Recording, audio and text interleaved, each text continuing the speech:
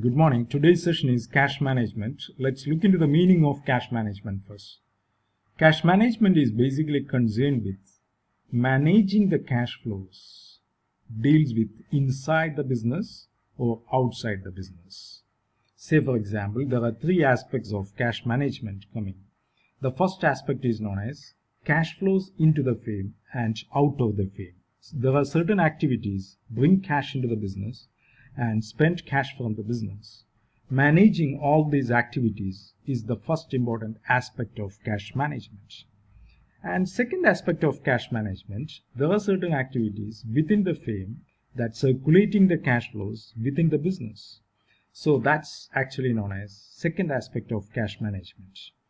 And third aspect of cash management is what is the exact level of cash balance to be kept by the firm for meeting all operational needs and wants, identifying it and take the remedial actions wherever it is needed. So these are the three important aspects of cash management. Let's look into the steps of cash management. The most important step of cash management is known as cash planning.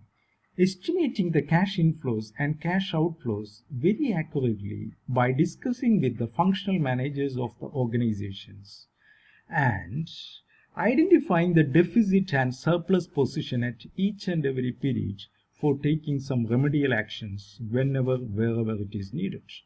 That's the most important step of cash management. It is known as cash planning. So it has been done with the help of one tool which is known as cash budget. Second step of cash management is known as managing the cash flows.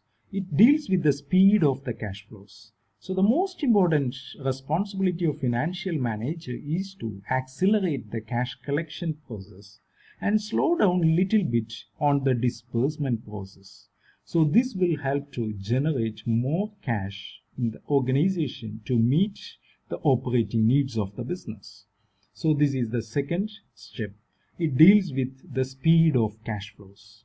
And third step in cash management is known as determining the exact level of cash balance to be kept for meeting the operational needs and wants. So every interval you want to determine how much cash balance should I carry to meet the needs and wants, which is a very important step to be undertaken by the financial manager in an organization. So that is the third step of cash management. And fourth step of cash management is known as if there is excess cash. Sometimes some activities may bring excess cash to the business. And if this excess cash is coming to the business and where you can invest, what are the profitable investment opportunities available? What are the money market opportunities available? Studying about that and make profit from this investment of the surplus cash in these securities.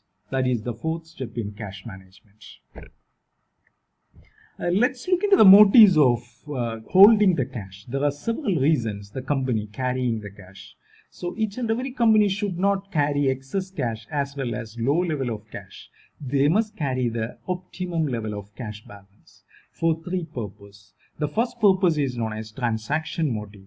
And the firm should carry the exact level of cash balance to meet all day-to-day requirements of the business, such as payment of raw materials, payment of wages, payment of other operating expenses. So you need to have some cash in your hand. That's the first motive. And second motive is known as precautionary motive. If there is some uncertain situations that faced in the company, then definitely they should carry some extra cash for meeting these contingencies. So that is known as precautionary motive. And third one is speculative motive. The firms carrying the cash to make profit by way of investing in some profitable opportunity, investment opportunities. That is known as speculative motive. So these are the three motives behind holding the cash. Let's look into one by one in detail the steps of cash management. First step is known as cash planning. I told you already, cash planning is nothing but estimating the cash inflows and cash outflows very accurately with the help of cash budget. So you will get to know that what would be the surplus and deficit after 4 months, after 6 months, after 1 year. Likewise, you can plan each and every activities very meticulously with the help of this cash budget. That's the purpose of cash planning. So there are two methods that are used for the estimation of cash flows. The first method is known as the receipt and disbursement method. This is the ordinary method that estimating the cash inflows and cash outflows very accurately from each and every activity that taken place in the business. So sales, estimating the cash flows, then wages, estimating the cash flows, all operating expense, all operating income, estimating the cash flows, which is known as operating cash flow. And all financial activities, estimating a cash flow, that is known as financial cash flow. So all these estimations can be done with the help of receipt and disbursement method. Then the second method is known as adjusted net income method.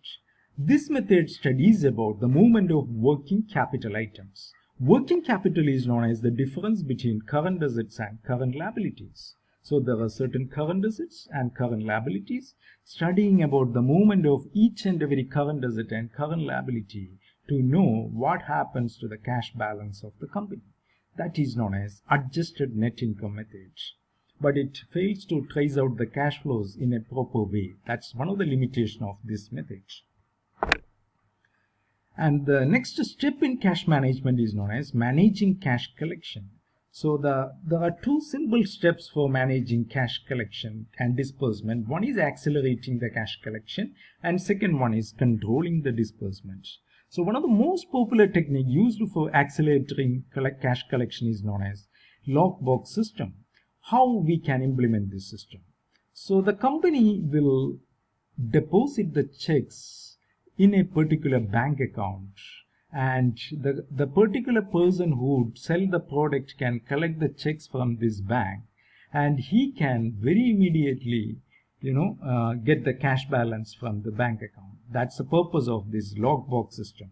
The company will maintain a lockbox. All the customers will deposit their checks to the lockbox, and company managers can collect these checks automatically, and automatically this will be deposited and the cash balance will be accumulated in the company account. That's the purpose of this particular system, lockbox system, which is very popular. And third step in cash management is known as determining the optimum cash balance. Sometimes the cash flows can be forecasted with certainty. Sometimes cash flows may not be forecasted with certainty. So many reasons are there. Say for example, material prices are fluctuating very widely. Then it's very difficult to estimate the material costs. And if the sales are not at all predictable in nature, you can't estimate the cash inflows very accurately. So there are certain situations cash flows can be forecasted with certainty.